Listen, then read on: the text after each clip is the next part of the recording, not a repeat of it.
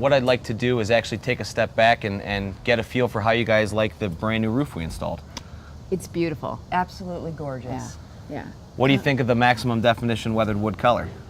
I love the variation in the color. Yeah. I mean, you look at it different ways. You see little bits of, greens and reds. It's beautiful. It also has a real look of wood shake, which is really what we're trying to achieve with the Landmark Pro. You're right, the dimensions in there, I mean, it just casts beautiful shadows. Yeah. Basic CertainTeed Swift Start starter is 7.5 inches wide. So David and I have chalked a line at 6.5 along the eave to give us a 1-inch overhang. And it's instilled with a tar line that prevents the shingles, the first course of shingles, from lifting. And we install them along the rake edge for the same purposes. So wind driven along the rakes don't pick up the shingles. I'm gonna keep running along with the starters on the bottom as David's gonna start installing the actual shingle of CertainTeed.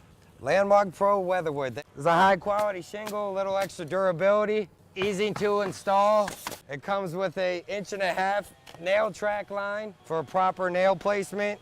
The shingles get installed 6 inches cut off of each end in a step sequence that keeps the appearance of the shingles in line with what they're supposed to look like from the ground. And it also keeps water from tracking into the seams. He's installing a full shingle first. He put 5 nails in that 1.5-inch track nail line and then a 6th up here. So the shingle does not pull off if the wind blows against the rake edge. Now he's installing that shingle with the 6 inches cut off it. Again, with proper nails in the track line with that 6th one high up against the rake. He's installing the 3rd shingle.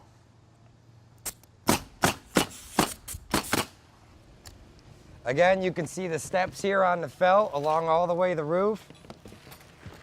And finally, his last 2 courses before he would begin again with a full. See again with the new step flashing at the roof to wall transition there. Prior to installing that step flashing, we did run the winter guard up the wall.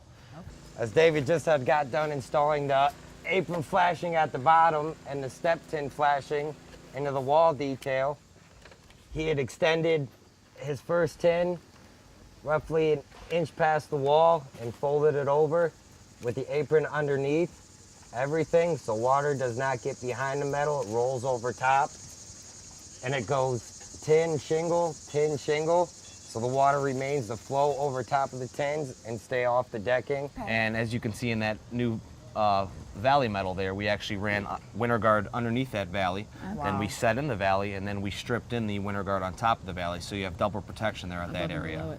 We run 6-inch strip on both sides. Water is going to basically try to do whatever it takes to find your way into your home. So we take every precaution when it comes to any flashing or metal detail by installing winter guard along any protrusions, flashings, skylights. And David has installed his first 2 shingles, and he's going to show us that we always recommend cropping the top corner so the water would continue to flow off the decking into the center of the valley where you would like the water to be instead of back towards decking, which could fall into your home. And there's an example of the cut and crop where the water would find the center of the valley. Another feature that I know we'd mentioned earlier was the lack of ventilation on the home. Yes. Now we were able to correct that, and the way we did that was by opening up the ridge at the peak and putting on Air Vent brand Shingle Vent 2, and then also the CertainTeed Shadow Ridge cap, which is a really nice accessory product for the CertainTeed Landmark Pro. As far as the intake, what we had to do is when we had the roof open, you remember how we were tearing all that wood out? Yes. Well, the access for the air to flow into there was actually closed, so we opened that up. Okay. And it is open right now, and what we're going to eventually do is cover that with the CertainTeed Invisivent. Oh, right. You showed us that. And we're actually going to beat and double FHA requirements, and we're going to go for 1/150, which is the best you can get as far as ventilation requirements. So we're good there. This house didn't have a ridge vent or a soft fit intake. We open up the ridge 1 inch on each side to allow for the airflow. And your ridge vent works as a exhaust, which takes out your hot air. The Shingle Vent 2 by CertainTeed is a very easy product to install. It's got built-in ventilated end caps, which on the ends you don't have to seal nothing off. When you fold it, it closes off the ends, but it'll still vent. Time is money on the roofing job.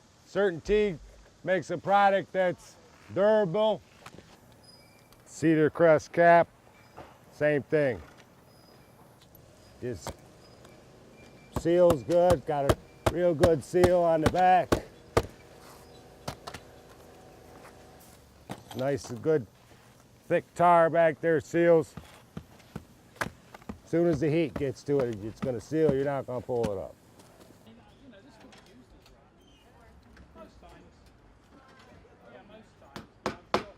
Not only is it functional, but it's beautiful to look at. Yeah.